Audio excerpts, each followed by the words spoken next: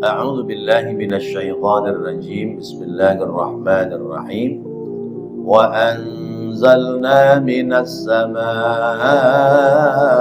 ma'an biqadar. Minas samaa'i ma'an biqadarin fa askannahu fil ardh wa inna 'ala dhahabin bihi laqadirun. فأنشأنا لكم به جنات من نخيل وأعناب لكم فيها فواكه كثيرة ومنها تأكلون. Bapak Ibu hadirin hadirat rahimakumullah, subhanallah, maha suci Allah dalam menjelaskan kepada kita, mula-mula menjelaskan tentang proses terjadinya manusia. Kemudian Allah menjelaskan tentang proses penciptaan langit. Dari menciptakan manusia dan makhluk yang lain, lalu menjelaskan tentang menciptakan langit. Yang langit itu, yang lalu ada berapa? Ada 7 lapis langit. Dan Allah dalam menciptakan langit itu sungguh luar biasa. Langit yang sebegitu luasnya tidak ada tiang barang satupun. Ya. Jadi ini ciptaan Allah yang tidak bisa ditiru oleh makhluk manusia. Manusia membangun bangunan supaya atapnya itu kokoh, pasti ada tiangnya. Nah itu Senayan nggak ada tiangnya. Itu bukan tidak ada tiangnya, tapi dibentuk sedemikian rupa sehingga bangunan itu satu dengan yang lain saling terkait.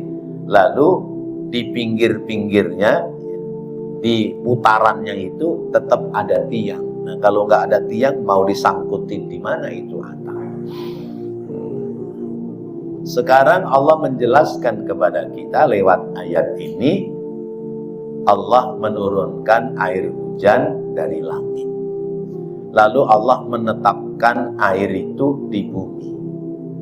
Lalu kemudian Allah menjadikan sebab tumbuhnya tanaman.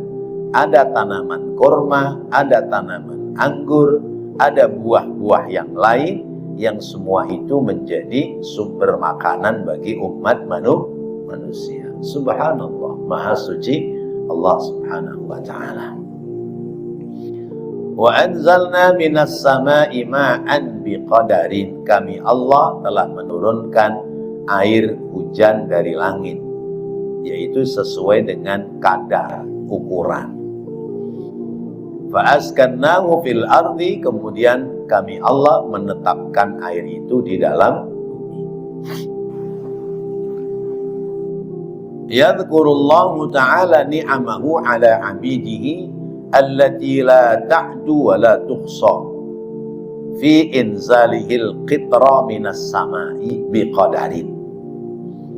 Allah ta'ala menjelaskan kepada kita tentang nikmatnya yang telah diberikan kepada hamba-hambanya, yang tidak ada selesai-selesainya untuk menghitung nikmatnya dan tidak ada habis-habisnya untuk menghitung nikmatnya.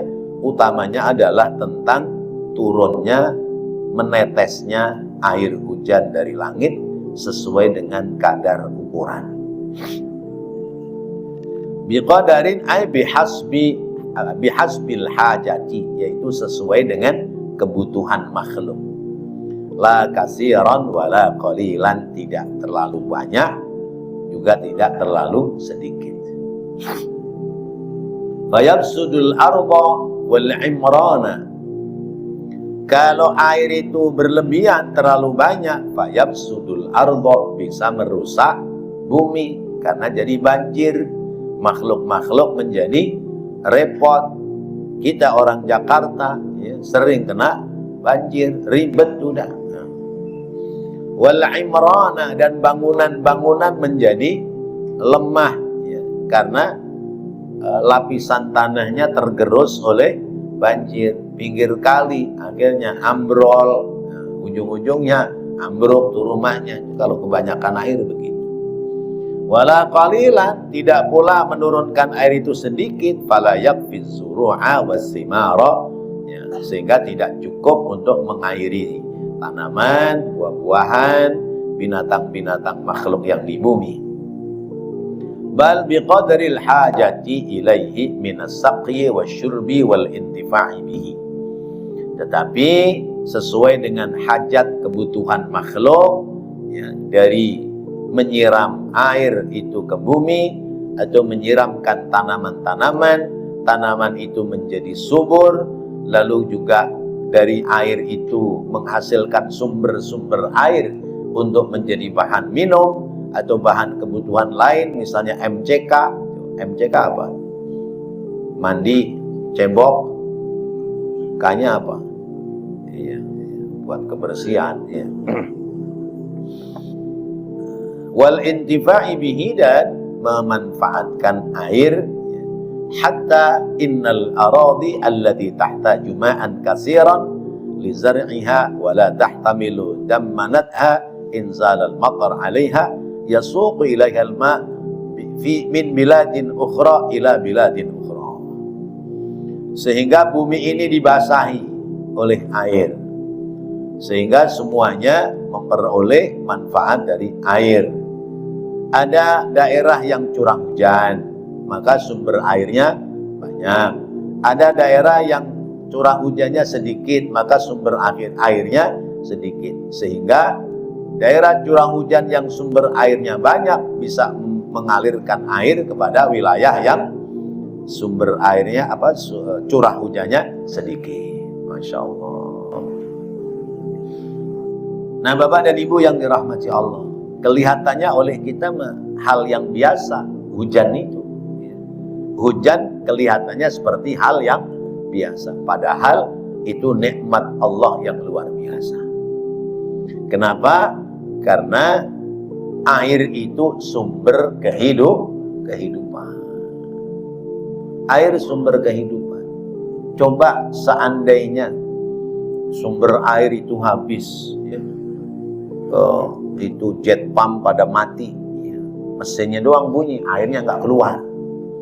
Apalagi air pump ya, sumber debit airnya nggak ada.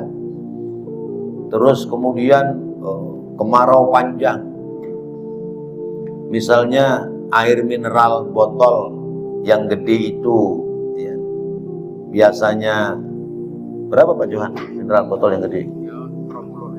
20.000 galon itu ya. Ya. Misalnya yang galon gede itu merek apalah gitu, 20.000. Misalnya orang jual 50.000, dibeli apa enggak? Dibeli. 100.000 dibeli, karena itu buat sumber kehidupan. Badan kita kalau tidak kena asupan air itu menjadi kekurangan air. Kalau kekurangan airnya terlalu banyak, maka disebutnya dehidrasi. Dehidrasi itu menjadi lemah, ya. Jadi lemah karena kekurangan cairan di tubuh kita. Ya kayak orang puasa kalau udah jam 4, jam 5 sore itu kan ya, lemas gitu. Nah, air ini sumber kehidupan. Siapa yang menurunkan air dan menyimpannya air di bumi? Allah Subhanahu wa ta'ala. Biqadarin, sesuai dengan kadarnya. Ya. Ya. Allah dalam menurunkan air hujan itu volume ukurannya juga kecil-kecil. Coba kalau misalnya jatuhnya segenggam-seggem, ya, peletok, genteng pada pecah. Ya, ketiban air hujan. Ya, diturunkannya kecil terus. Nah, air itu kalau turun dari langit ke bumi, ini nggak ada pemiliknya. Ya. Tapi kalau sudah ditadahin sama yang punya tanah atau sudah nyerap ke tanah itu, berarti itu air milik orang yang punya tanah. Berarti ngakuin doang, ya, ngaku punya. Padahal itu milik Allah. Karena itu air tidak boleh diperjualbelikan. Air tidak boleh diperdagangkan. Sebab pemilik mutlak air adalah Allah Subhanahu wa ta'ala. Lah kalau kita beli air mineral yang satu gelas kecil 2.000, yang botol gede 3.000, yang botol gedean lagi 5.000, itu bagaimana? Itu jual beli air apa bukan? Itu sesungguhnya bukan jual beli air, tapi itu adalah menjual tenaga yang memproses dari air biasa menjadi air mineral yang jernih. Nah, prosesnya ini dibeli, dibayar. Bapak langganan air pump, bayar setiap bulan, itu bukan beli air. Karena air tidak boleh diperjualbelikan. Terus beli apa? Jasa. Ya. Jadi pump itu dia punya jasa, alat, mesin dan sebagainya, termasuk karyawannya yang menggerakkan air, menjalankan air sampai ke dapur-dapur rumah kita. Maka itu namanya menjual tenaga, bukan menjual air. Kalau musim kemarau panjang, lalu kemudian orang itu menyediakan keran dari air pump, lalu orang beli 2.000, itu juga bukan beli air. Ongkos bayar listrik. Begitu caranya, begitu. Nah, ongkos bayar listrik. Karena air ini tidak boleh diperjualbelikan. Allah menetapkan air di bumi dengan struktur lapisan bumi yang luar biasa. Air itu tidak turun ke bawah. Pada batasan sekian puluh meter kita menggali bumi, maka di situ sudah ada namanya sumber air. Di atas berupa awan. Awan itu yang kita lihat kayak asap, ya. Tapi hakikatnya awan itu ya gumpalan-gumpalan air. Sehingga orang naik pesawat kalau melewati awan ya kayak jalan di darat kena batu-batu batu koral-koral gitu. Ya. Nah, itu berarti gumpalan air. Siapa yang menyimpan di atas padahal air itu punya tenaga berat? Ya. Coba kalau kita ingin nyimpan air di atas pakai toren. Ya. Ya. Kalau manusia mau menyimpan awan di atas supaya nggak turun, maka bikin kolam di atas. Tapi Allah tanpa membuat kolam. Itu awan diratakan. Daerah mana yang akan dikasih turun hujan? Turunkan hujan. Subhanallah. Itulah maha kuasa Allah Subhanahu wa ta'ala. Sesudah turun, nyerap ke bumi. Nyerap. Akhirnya tersimpan di bumi. Nah, untuk menyimpan air lebih lama, maka dibutuhkan tanaman. Karena tanaman ini nanti ada yang tersimpan di dedaunannya, ada pula yang tersimpan di kalau kedebong pisang ya di setiap angkop-angkopnya itu ya, mereka menyembunyikan air. Nah, kalau misalnya ada yang menyimpannya di akar-akarnya, maka kalau tidak ada tanaman, air itu tidak terserap oleh akar tanaman, akhirnya ya turun ke bumi ke bawah. Nah, itu biqadarin, sesuai dengan kadar. Kadar itu artinya kadar kebutuhan makhluk atau kadar cara Allah menurunkan air hujan. Wa inna ala dhahabin bihi laqadirun. Sungguh kami Allah benar-benar mampu ya, untuk menghilangkan sumber-sumber air atau air yang ada di dalam bumi. Fa askannahu fil ardi ay ja'alnal ma'a idza nazala minas sahab yakhludu fil ard. Kemudian aku tanam air itu di dalam bumi, artinya aku jadikan air ketika turun dari langit lewat awan, lalu kemudian aku bikin air itu menetap di bumi.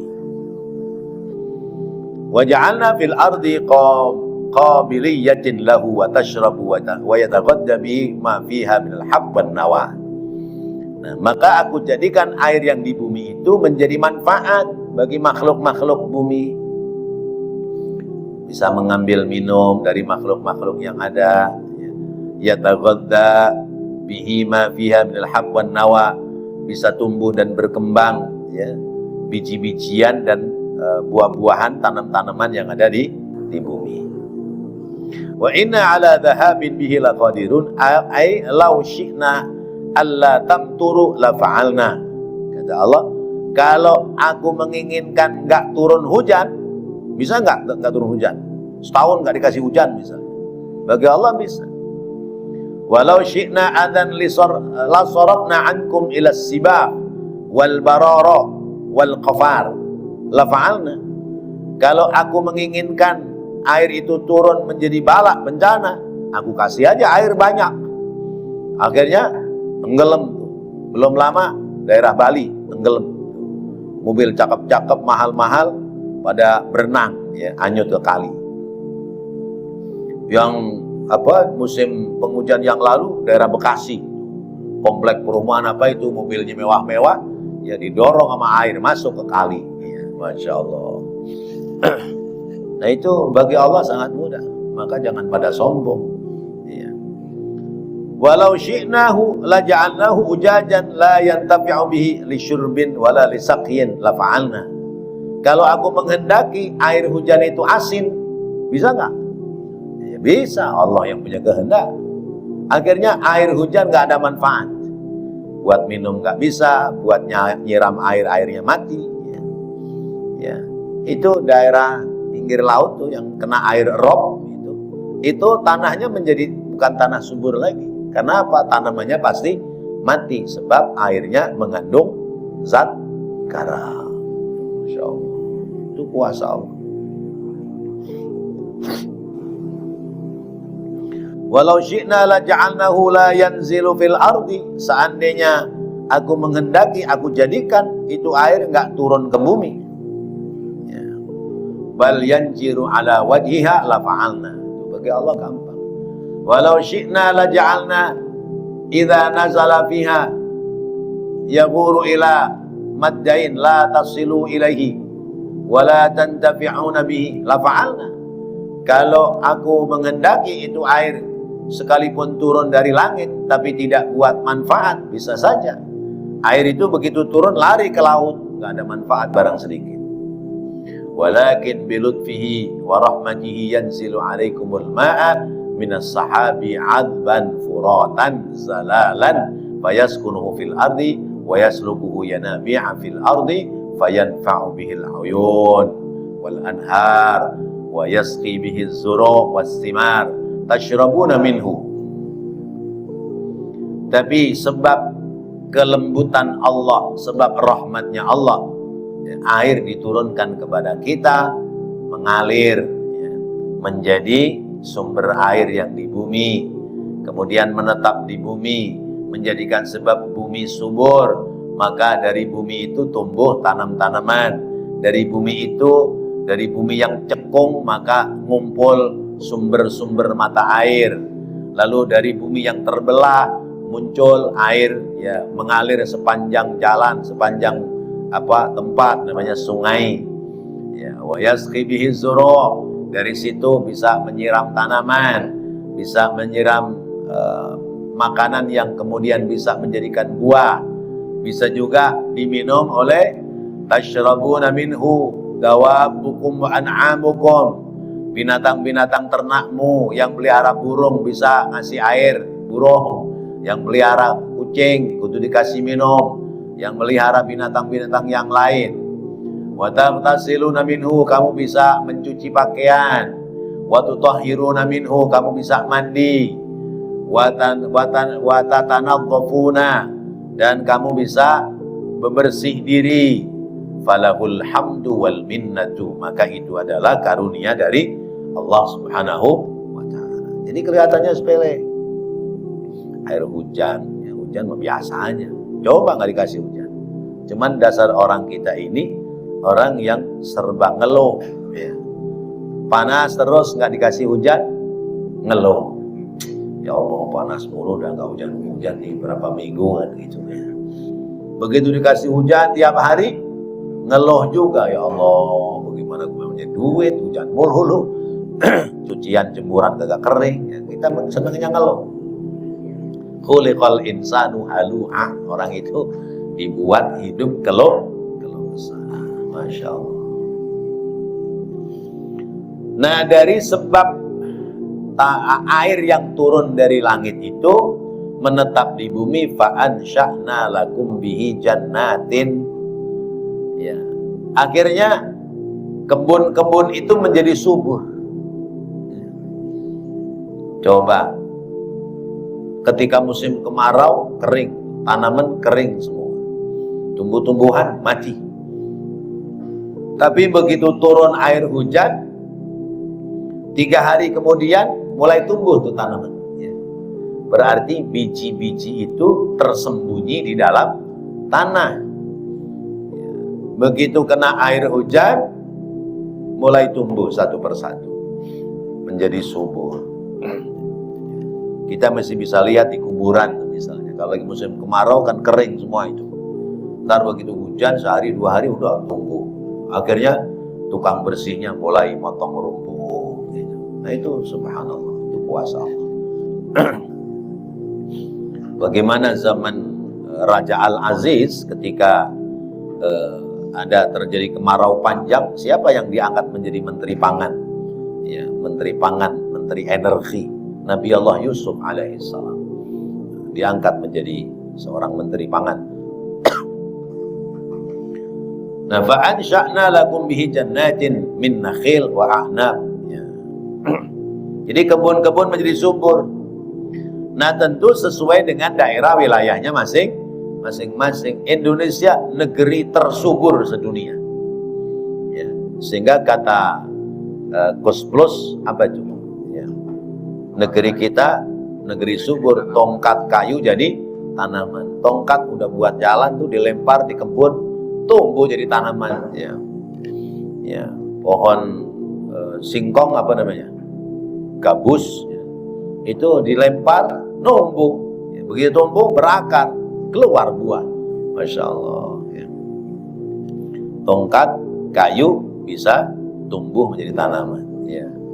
Ya. Sendal teklek, ya, mari bahasa kata, sendal, ya, sendal dari kayu, begitu ditaruh di kebun, musim hujan, numbuh itu. Ya, subhanallah, kuasa Allah. Jadi Indonesia ini negeri barang subur. Ya, tanaman di hutan Indonesia serba ada, apa saja ada. Ya. Kemudian dari sumber bumi semua ada, boksit, nikel, emas, perak, apalagi ada tuh. Ya, batu bara, terus kemudian minyak dan sebagainya ada di Indonesia. Kita negara subur. Ya, kalau dikelola dengan baik, pengelolanya amanah, kita itu duduk manis kipas-kipas, tiap bulan terima uang belanja negara yang tersisa itu satu orang 20 juta. Masya Allah. Kebayang nggak? Tiap bulan satu orang dapat terima uang 20 juta dari negara. Masya Allah, nggak usah kerja Pak. Ya. Orang nggak kerja, mobilnya cakep-cakep. Kayak orang Arab Saudi itu. Ya Allah. Tapi karena banyak tikus-tikus berdasi, ya beneran, tikus berdasi ya. Ya, yang gerogoti uang negara, akhirnya ya kita kayak begini nih. Ya. Makanya mudah-mudahan nih Presiden sekarang ini benar-benar menegakkan keadilan ya. sudah mulai. Jadi yang lalu-lalu dibilang omon-omon sekarang bukan omon-omon tapi kenyataan ya. Menteri-menteri yang kagak beres ya, sikat semua, ganti menterinya. yang bermasalah tangkepin, mau siapa kayaknya. Ya. Sekarang ya presidennya, menterinya sampai ngomong, saya nggak takut sekalipun itu jenderal atau mantan jenderal, kalau punya dosa sama negara tangkap. Ini sinyal karena orang itu ngomong, siapa yang berani nangkap saya?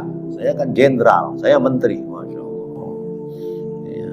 Kalau jaksa nggak bisa nangkap, ya, apa itu hakim nggak bisa nangkap, ya nanti Israel yang nangkap.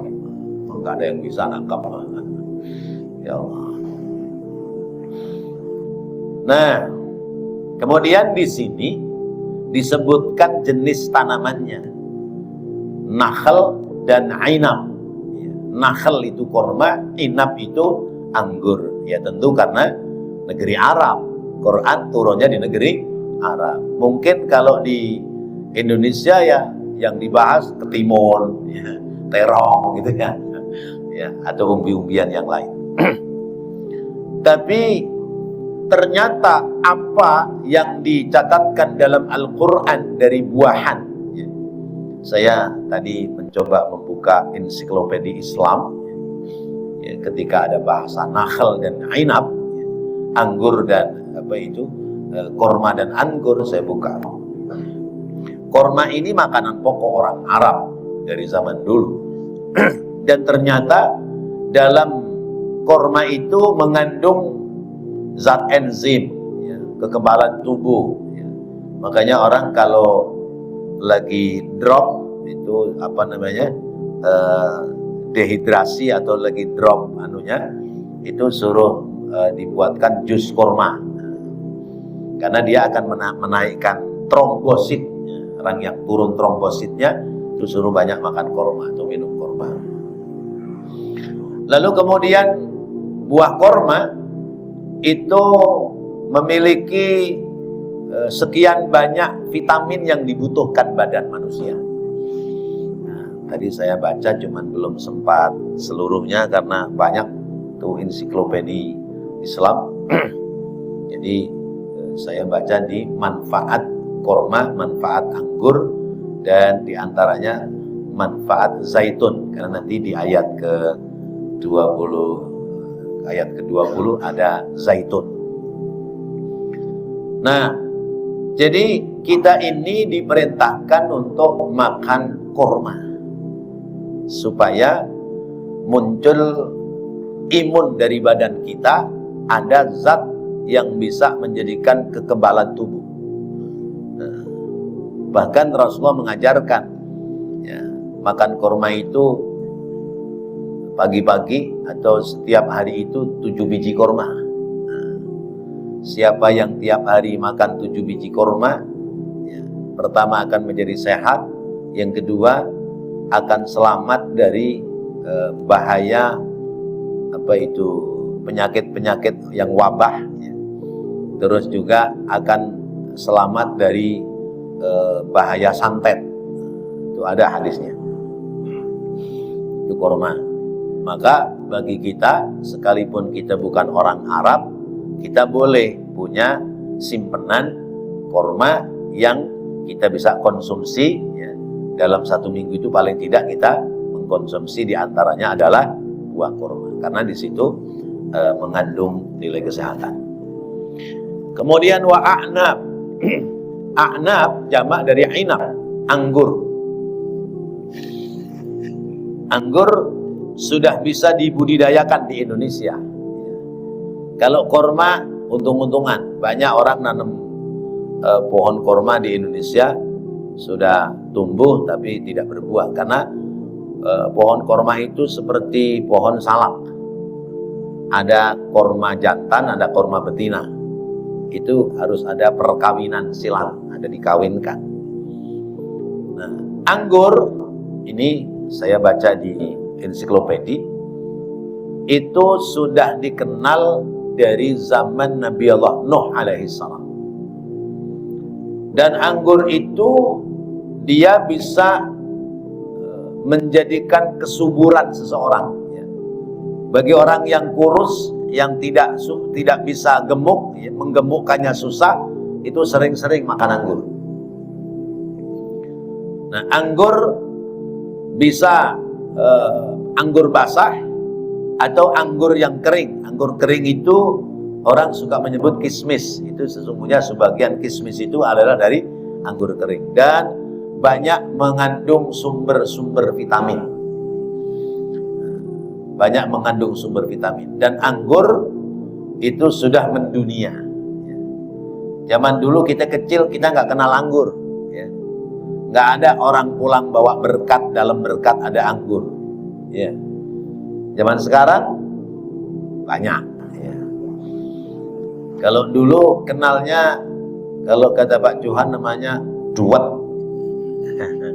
atau jamblang kata orang Betawi, itu yang mirip dengan anggur. Bahkan sekarang ada jenis anggur yang seperti jamblang, hitam panjang kayak begitu tuh. Nah, ini anggur banyak faedah, anggur banyak manfaat. Karena itu kita juga dianjurkan untuk mengkonsumsi anggur. Dan orang yang mengkonsumsi anggur itu kulitnya akan cerah. Di antaranya itu ya. Anggur larang. Ya. Yang larang itu ayam cerondol, lare arang, nggak punya bulu. Mahal itu bagi yang nggak punya duit.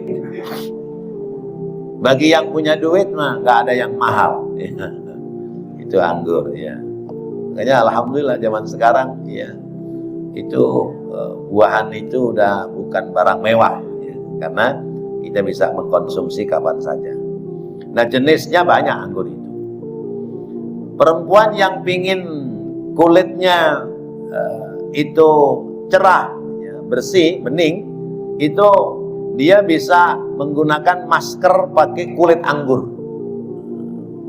Jadi anggur itu kulitnya dibuka, terus kalau mau tidur tuh ditempelin tuh di mukanya. Nah, itu bisa jadi glowing, bening. Ini saya baca di itu ensiklopedia, ya, bukan ngarang saya. Nah, itu diantaranya. Nah, kita di Indonesia banyak macamnya, ya. Macamnya buahan banyak. Kita nyebut itu perlu waktu panjang. Nah, semua itu berangkat dari mana? Dari air yang disimpan oleh Allah di dalam tanah. Airnya dari mana? Dari air hujan. Makanya wajar kalau orang bilang air hujan itu diserap oleh tanah, jangan dialirkan ke laut. Tapi kalau sedikit, kalau airnya banyak, kalau nggak dibuang ke laut, banjir. Itu persoalannya. Wa minha ta'kulun, dan dari sebab bumi yang subur menghasilkan tanaman, menghasilkan buah, dari situlah kemudian kita bisa mengkonsumsi jenis-jenis makanan berangkat dari air hujan. Shadaqallahul azim. Mudah-mudahan menjadi ilmu yang bermanfaat. Rabbana taqabbal minna innaka antas samiul alim wa tub alaina innaka antat tawwabur rahim. Rabbighfir warham wa anta khairur rahimin. Wa sallallahu ala sayyidina Muhammad wa ala alihi wa sahbihi wa sallam. Walhamdulillahi rabbil alamin. Wassalamualaikum warahmatullahi wabarakatuh.